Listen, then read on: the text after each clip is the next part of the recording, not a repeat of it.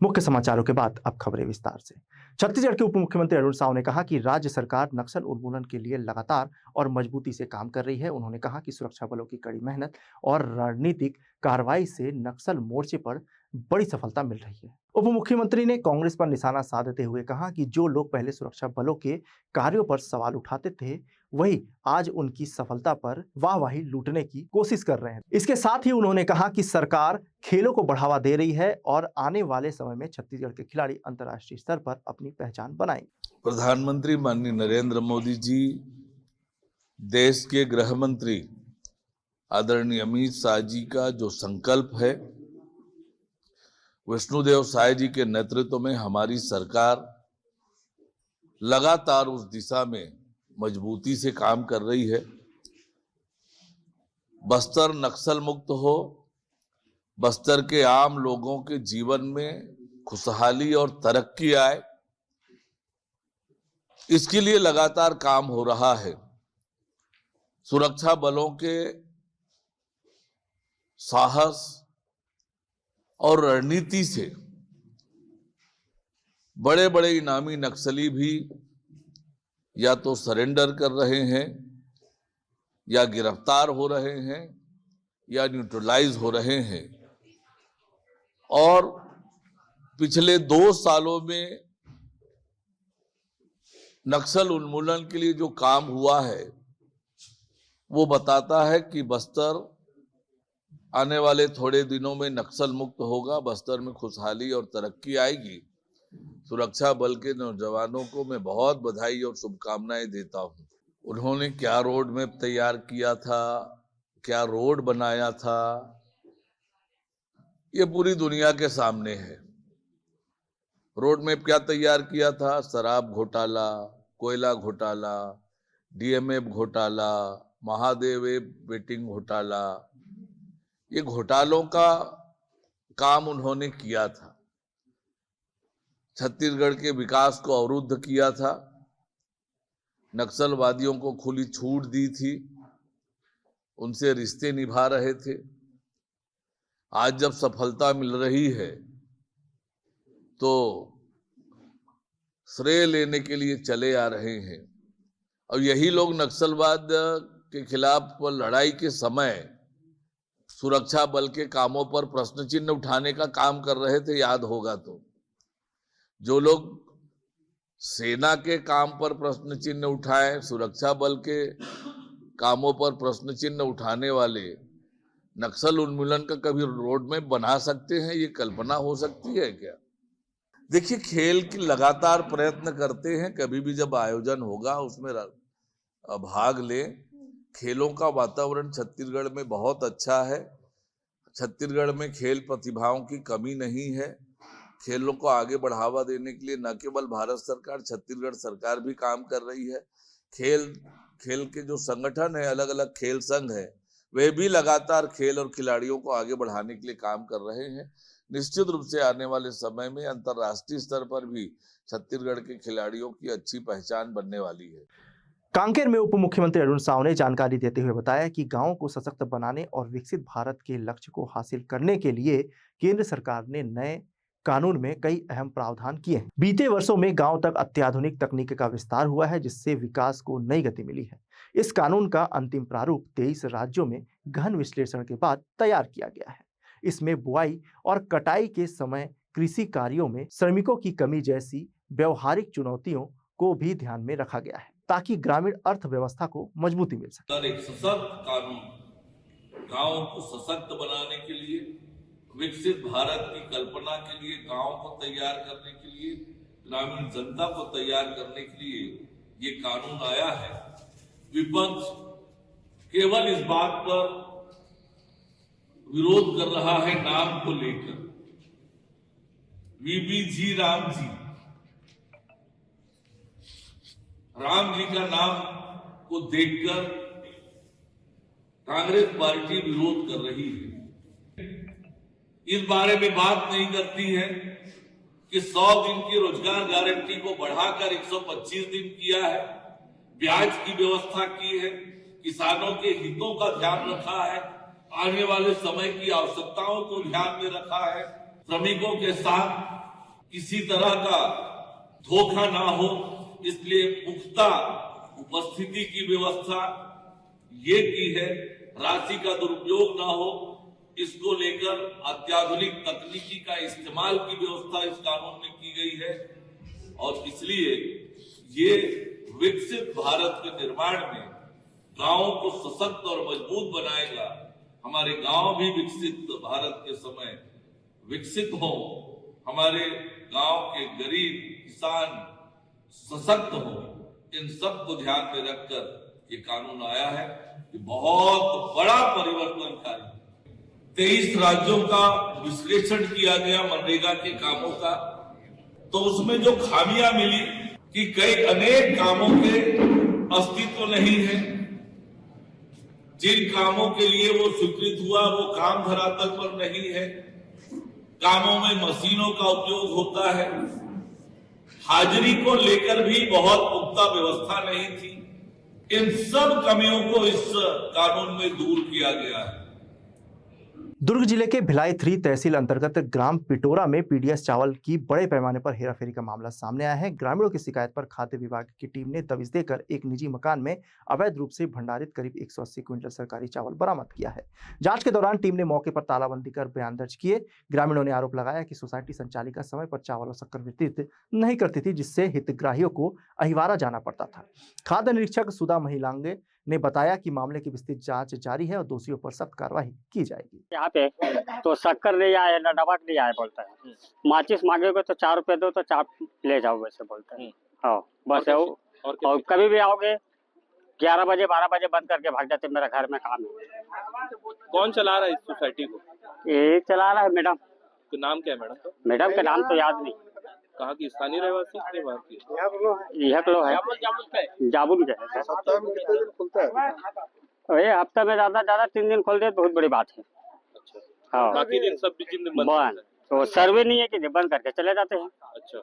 हम लोग तो हिवारा नहीं तो नन्नी से छुड़वा के लाते सर। आज क्या हुआ था? आज वही चावल वहाँ छल्ली मरवाया, सर्वे डाउन बोल के बंद करवा दिया। चावल का आदान प्रदान चोरी की भी शिकायत आई है? हाँ 1 बार आया ना सर, 2 बार हो गया है।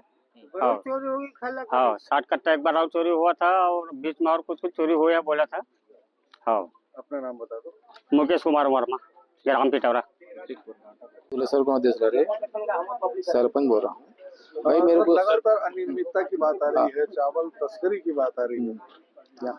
अब देखो तस्करी क्या है, यूँ तो जो सामने दिखता है वही होता है भाई। हमारे पंच आज बोला कि भाई ऐसा ऐसा बात है, तो हम आए यहाँ आने के बाद पता चला कि 30 कट्टा अगले घर रखा है। तो हमने पूछा कि 30 कट्टा क्यों रखे भाई, कमेटी के चावल है जनता का है।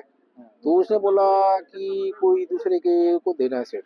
तो भाई सेठ कौन है वो तो हम नहीं जानते, हम तो आप ही को जानते हो ना भाई, जनता को दो, बस वही बात है सर, और कोई बात नहीं है। सरपंच जी हफ्ते में सिर्फ 2 से 3 दिन दुकान खुले रहने की ग्रामीणों ने भी शिकायत की है और साथ ही साथ यह भी कहा है कि 60 क्विंटल चावल पहले भी चोरी हुआ है। तो आपकी भी तो जवाबदारी बनती कि इससे जो उच्च अधिकारी है उनको अवगत कराने की, क्या आपकी जिम्मेदारी निभाई? नहीं मेरा जिम्मेदारी है, लेकिन जो 60 क्विंटल जो बोल रहा है वो मेरे राज्य में नहीं हुआ है चोरी। और जो दुकान जो 3 दिन सिर्फ खुलती है उसकी जवाबदारी किसकी है? नहीं देखो सर, इनके लिए हम कई बार भी बोले हैं कि एक समूह बना लो, समूह अपने निगरानी में चलाओ। तो ये भी लोग जनता भी नहीं बनाता भाई। कमेटी वाला को भी हम बोले थे कि बना लो, वो हाँ आज बनाएंगे कल बनाएंगे कर करके बोल देते। अब भाई 24 घंटे तो हम यहाँ कमेटी में नहीं बैठ सकते ना। दूरभाष पे एक सूचना मिली थी कि दुकानदार द्वारा सामने किसी प्राइवेट घर पे 18 से 20 कट्टा चावल लगभग प्लास्टिक बोरी में पलटी करके रखा गया था।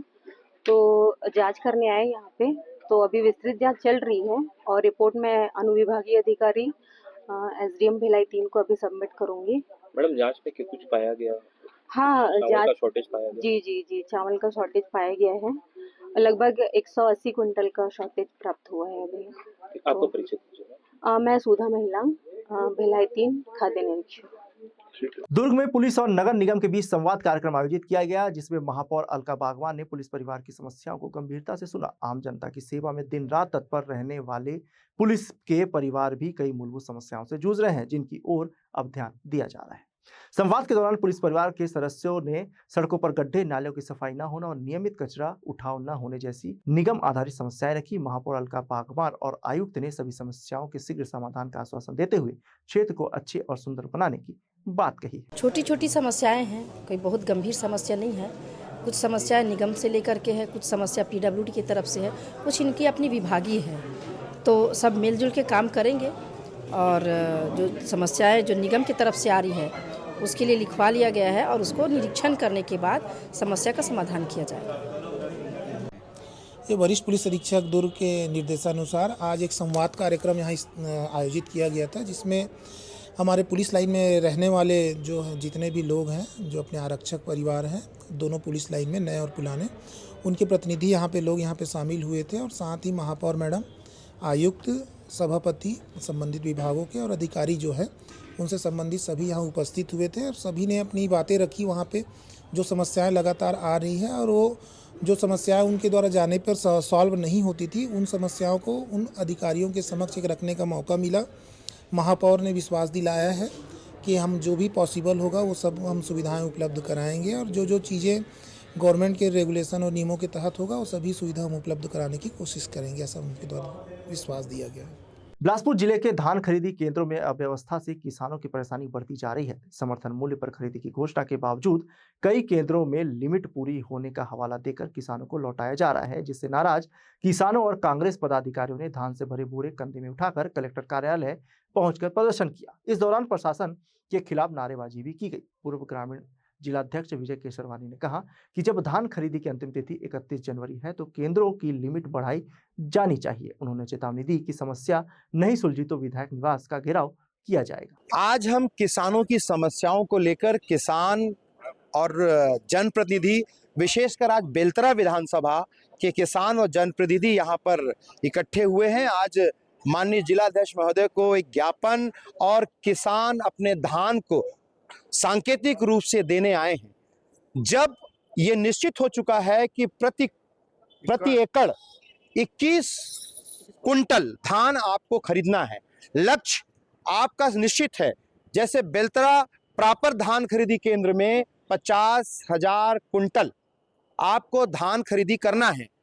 आप अभी तक 28,000 मात्र धान खरीदी कर चुके हैं। क्या आप 31 जनवरी तक जो आपका 1,000 प्रतिदिन कुंटल, प्रति 1,000 कुंटल प्रतिदिन का जो आपका लक्ष्य है, क्या आप 31 जनवरी तक उस लक्ष्य को पूरा कर सकते हैं? गरियाबंद जिले में धान खरीदी लगभग पूर्णता की ओर है, लेकिन परिवहन की कमजोर व्यवस्था चिंता का कारण बन रही है। देखभोग ब्लॉक में 7 जनवरी तक 4,93,456 क्विंटल धान की खरीदी हो चुकी है, जो लगभग 95% है, जबकि मात्र 14% धान का ही परिवहन हो पाया है। कई उपार्जन समितियों में फड़ की कमी से खरीदी प्रभावित होने लगी है। कोऑपरेटिव बैंक देवभोग के पीएम अमर सिंह ध्रुव ने बताया कि टीओ समय पर नहीं कटने से उठाव रुका हुआ है। परिवहन में देरी से धान के खराब होने और अतिरिक्त प्रबंधन खर्च का खतरा बढ़ गया है।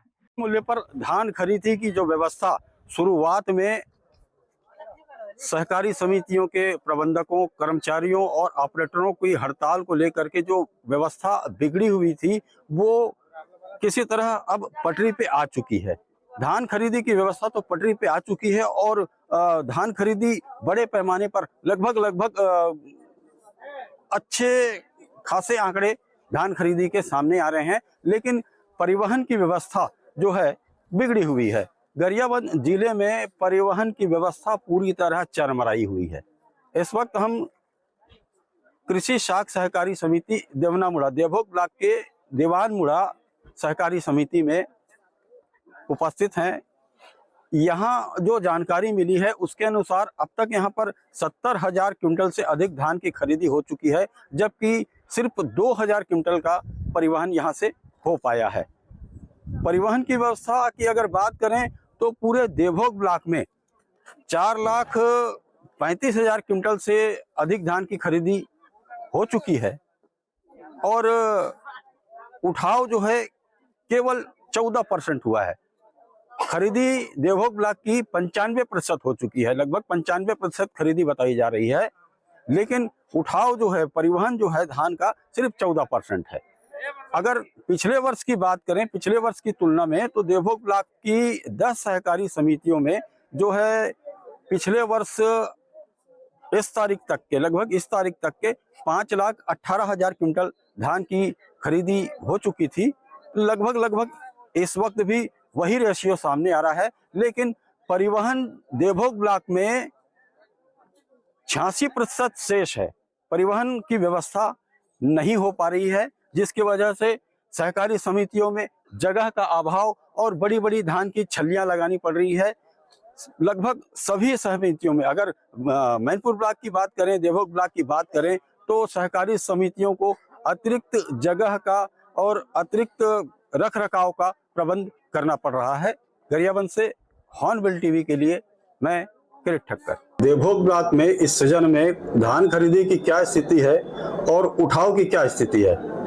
जी, आज की स्थिति में हमने गत वर्ष की अपेक्षा आज की डेट में हमने 95% खरीदी पूर्ण कर लिया है और परिवहन का अभाव है। टीओडीओ समय में नहीं करने के कारण उठाव भी नहीं हो पा रहा है। अधिकांश खरीदी केंद्रों में जगह का अभाव में खरीदी प्रभावित होने की संभावना बनी हुई है। बिलासपुर जिले के सरकारी स्कूलों में बच्चों की सुरक्षा को लेकर गंभीर सवाल खड़े हो गए हैं। स्कूल परिसरों में आवारा कुत्तों के बढ़ते आतंक के खिलाफ एनएसयूआई जिला बिलासपुर ने प्रशासन को ज्ञापन सौंपते हुए तत्काल कार्रवाई की मांग की है। संगठन ने बताया कि 5 जनवरी 2026 को सकरी क्षेत्र के शासकीय मिडिल स्कूल में आवारा कुत्तों के हमले से 4 बच्चे घायल हुए, जिनमें कक्षा 4 की छात्रा भी शामिल है। एनएसयूआई के अनुसार जिले में 1843 स्कूलों में से 495 स्कूल अब तक भी बिना बाउंड्री वॉल के संचालित है।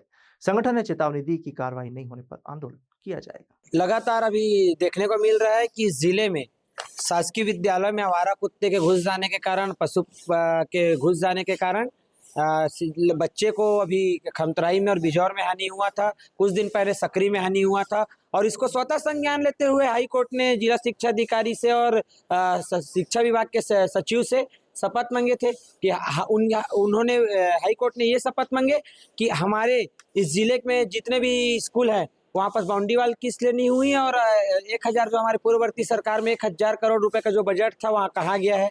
अभी तक इसकी जितने भी बाउंड्री वाल है और नॉर्मल गेट भी नहीं लग पाया है, तो उसके सारी शपथ मांगे हुए हैं। और हमारा मांग था, मुख्य मांग ये था कि लगातार कभी टीचर को कुत्ता काट दिया जा रहा है, ब्रीडिंग टाइम रहता है, ठंडी का टाइम रहता है, कुत्ते में बहुत जहर होते हैं, बच्चे स्कूल जा रहे हैं, स्कूल के अंदर कुत्ते घुस जा रहे हैं। प्रबंधक की क्या जवाबदारी रह रही है उसको निश्चित किया जाए। और जिला शिक्षा अधिकारी ने कितने ऐसे स्कूल में पत्राचार किए हैं बाउंड्री वाल के लिए, उसके हमको जवाब चाहिए। और नहीं किए हैं तो इनके बजट में फंड है कि नहीं है, उनकी जवाब दे। फंड नहीं है तो इन लोगों ने मंत्री को और कलेक्टर को इसके लिए पत्राचार करे और जिस स्कूल में बजट है वहाँ तत्काल बाउंड्री वाल कराया जाए। शिक्षा और बच्चे के बीच में डर भरा हुआ है, क्योंकि इस जिले में इस मुख्यालय से, शिक्षा मुख्यालय से 3 किलोमीटर में तीनों स्कूल है जहां घटना घटी है। तो ऐसा घटना ना घटे, ये बहुत चिंताजनक विषय है जिसको लेकर हम लोगों ने मांग रखे हैं। एनएसयूआई आज मांग करती है इसके। दंतेवाड़ा जिले में नक्सल उन्मूलन अभियान के तहत पुलिस को बड़ी सफलता मिली है। पुलिस अधीक्षक गौरव राय के समक्ष 63 नक्सलियों ने आत्मसमर्पण किया है, जिनमें 36 इनामी नक्सली भी शामिल है। इन पर कुल 1,19,50,000 रुपए का इनाम घोषित था। आत्मसमर्पित नक्सलियों में मुठभेड़ में मारे गए बड़े नक्सली गणेश उइके का शिष्य मोहन करती उसकी पत्नी सुमित्रा करती के साथ शामिल है। मोहन करती ने खुलासा किया कि पापा राव, राहुल और दिलीप जैसे बड़े नक्सली नेता अब भी दक्षिण बस्तर के जंगलों में सक्रिय हैं। पुलिस इस सफलता को नक्सल उन्मूलन की दिशा में अहम मान रही है। सर, मैं 2005 में नक्सली संगठन में जुड़ा हूँ। आज तक 20 साल हुआ है, 20 साल काम किया हूँ। आत्मसमर्पण करने का कारण क्या है? आत्मसमर्पण करने का कारण है सर, और अभी फोर्स का मूवमेंट ज़्यादा है और जंगल में घुस रहे हैं, गाँव में घुस रहे हैं, सारी लोगों को एनकाउंटर कर रहे हैं, हमारे कामरेडों को सारी शहीद भी हो रहे हैं और उसमें मुठभेड़ में मारे जा रहे हैं। उनका भय से सारी एजेंट्स से लेकर सीसी, डीवीसीएम तक सभी समर्पण हो रहे हैं। उस समर्पण होने की वजह से हम लोग भी अंतिम तो बच नहीं पाएंगे। सरकार एक पॉलिसी निकाले हैं, पुनर्वास नीति, उस नीति में अपन भी जोड़ सकते हैं, वो बचाव करेंगे, हमारा जान भी बच जाएगा बोलकर हम लोग समर्पण किया। नक्सल का रास्ता क्यों चुना? नक्सल का रास्ता तो हम वहाँ 2-3 प्रकार का रहता है सर। एक तो नाच गाना का मनोरंजन रहता है, उसके माध्यम से जाते हैं, और एक बंदूक का शौकीन रहता है। पहले तो सिद्धांत देख के, सिद्धांत जान के हम लोग नहीं जाते हैं नक्सल संगठन में। सबसे ज्यादा वो ढोलक नाचना और सिनेमा चेतना नाट्य मंच वो आकर्षित किया है। कौन कौन सी घटनाओं में थे? तो मैं एक चेरली एम्बुश किया है सर, और बांसी में कई गाड़ी जलाया वाला वारदात 2-3 वारदात था, और मुठभेड़ में भी हम लोग पीलूर मुठभेड़ पीलूर और नीलमर्ग में बीच जुलाई महीना में एक मुठभेड़ हुआ है। उस मुठभेड़ में मैं शामिल हुआ, और तिमेनार घटना हुआ है, तिमेनार घटना में मैं शामिल हुआ। अब अंदरूनी इलाकों में कितने माओवादी बचे? अंदरूनी इलाका में तो हम लोग आने से हमारे पीछे भी हम लोग संदेश देने की वजह से आए हैं सर 20-30 लोग, और अभी बचे हैं तो 20-30 से अधिक तो नहीं है। उन लोग भी अलग अलग सिविल टीम और 1+2 और LOS के अलग अलग हिस्से में होके उन लोग अब बच रहे हैं। क्या चाहते हो, नक्सल खत्म होना चाहिए? नक्सल तो अभी डेडलाइन जो सरकार डाले, तो सरकार का एक डेडलाइन डालने से तो खत्म होना संभव है, मुझे ऐसा लग रहा है संभव है, अभी 3 महीना में खत्म होना। अभी हथियारबंद माओवादी है जंगल के अंदर में? जी हथियारबंद माओवादी तो अभी है, सरपापराव का टीम है और राहुल का टीम है और दिलीप का टीम है। उनके टीम तो अभी हम लोग अलग होने से उन लोग का टीम अभी तो आए नहीं है। अपना हथियार कहाँ रख दिया? हथियार नहीं लाए जी, हथियार लेके नहीं आए, सरेंडर नहीं किया जी। हथियार लेके हम लोग तो पहले से मैं सिविल में था सर, सिविल टीम में था। मैं छात्र पश्चिम बस्तर डिवीजन का छात्र संगठन अध्यक्ष था, तो शुरू से बड़ा हथियार नहीं दिया हूँ। संगठन का काम करते थे। मोहन पापाराव टीम में कितना लोग हैं? पापाराव के टीम में तो हम लोग अलग होने से हम लोग 20 से लेकर 30 लोग थे सर। आज 9 जनवरी 2026 को इम्पोर्टेंट डे है। पूरे रेंज में IG Bastar Shri Sundarraj sir, DIG CRPF Shri Rakesh sir और पुनः मार्गेम एक अभियान चलाया जा रहा है। पुनः मार्गेम एक अभियान जो है वो पुनर्वास से पुनर्जीवन है। ये एक होलिस्टिक अभियान है जिसके तहत हम लोग ना सिर्फ आत्मसमर्पण पर फोकस करते हैं बल्कि उससे आगे बढ़कर उनको स्किल डेवलपमेंट, उसका रिहेबिलिटेशन, उस पर भी विस्तृत तरीके से काम किया जाता है। लगभग 63 कुल माओवादियों ने आत्मसमर्पण किया है। इनमें 63 में 36 ऐसे माओवादी हैं जिन पर शासन द्वारा पूर्व से इनाम घोषित था। इसमें अगर देखा जाएगा तो 18 महिला माओवादी हैं और 45 पुरुष माओवादी जिन्होंने आत्मसमर्पण किया है। अगर देखा जाए तो 8 लाख के 7 इनामी हैं, 5 लाख के 7 माओवादी हैं, 2 लाख के 8 माओवादी हैं, 1 लाख जिनके ऊपर इनाम का 11 है और 50,000 ऐसे 3 इनामी माओवादी हैं। अगर इनकी कुल राशि की जाए तो 1,19,50,000 रुपये है। ये पूरे अगर 63 माओवादियों का हम लोग देखें, इसमें विशेष योगदान मैं कहूँ तो DRG बस्तर फाइटर CRPF विशेषकर 111वीं वाहिनी, 195वीं वाहिनी, 230वीं वाहिनी का रोल रहा है और लगातार हम लोगों का प्रयास रहा है। विगत 2 वर्षों में आपने देखा होगा कि लगातार हम लोग ऑपरेशंस किए हैं जिसके विभिन्न मुठभेड़ों में सिक्योरिटी फोर्सेस को सफलताएं मिली हैं और ऐतिहासिक सफलताएं मिली है। इसी के साथ साथ हमारे जो आउटरीच प्रोग्राम है और एरिया डोमिनेशन प्रोग्राम में लगातार हम लोग संपर्क बनाए हैं। आपके माध्यम, मीडिया के माध्यम से भी हम लोगों ने हमेशा अपील किया है पुनः मार्गेम के तहत कि छत्तीसगढ़ शासन की पुनर्वास नीति का लाभ लें, आत्मसमर्पण करें। आप देख रहे हैं कि शीर्ष नेता जो है माओवादी संगठन के, या तो वो मारे गए हैं या तो अलग अलग जगह पे गिरफ्तार या सरेंडर हो रहे हैं।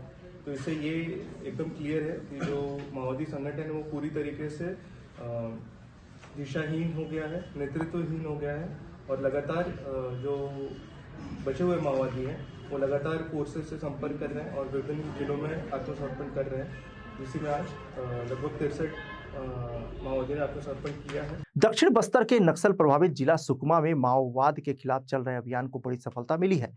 पुलिस के पुनः मार्गेम पुनर्वास से पुनर्जीवन अभियान से प्रभावित होकर 7 महिलाओं सहित कुल 26 सक्रिय माओवादियों ने आत्मसमर्पण किया। आत्मसमर्पित कैडर PLGA बटालियन दक्षिण बस्तर और माल डिवीजन सहित उड़ीसा सीमा क्षेत्र में सक्रिय थे, जिन पर कुल 64 लाख रुपए का इनाम घोषित था। पुलिस के अनुसार ये माओवादी कई गंभीर घटनाओं में शामिल रहे हैं। शासन की आत्मसमर्पण एवं पुनर्वास नीति 2025 के तहत सभी को आर्थिक सहायता और पुनर्वास सुविधाएं दी जाए। पुलिस और CRPF द्वारा जो लगातार नक्सल अभियान चलाए जा रहे हैं, उसके अलावा जिले में जो कैंप खोले गए हैं उससे प्रभावित होकर आज 26 नक्सलियों ने आत्मसमर्पण किया है। इन 26 नक्सलियों में 7 महिला नक्सलियों का भी समावेश है। इन 26 नक्सलियों पे 64 लाख का इनाम घोषित किया गया है। जो नक्सली आत्मसमर्पित किए हैं उसमें PLGA बटालियन नंबर 1, उसके अलावा प्लाटून नंबर 4 कमांडर दक्षिण बस्तर डिवीजन, उसके अलावा कंपनी नंबर 3, कंपनी नंबर 7 जो नक्सलियों की विविध संगठन है, उन संगठनों की ये नक्सली है। इस मौके पे मैं सभी नक्सलियों से ये अपील करना चाहता हूं कि जल्द से जल्द आत्मसमर्पण करके छत्तीसगढ़ शासन की जो पुनर्वासित नीति है उसका लाभ उठाएं। आज के बुलेटिन में बस इतना ही। मुझे दीजिए इजाजत। देखते रहिए हॉर्नबिल टीवी।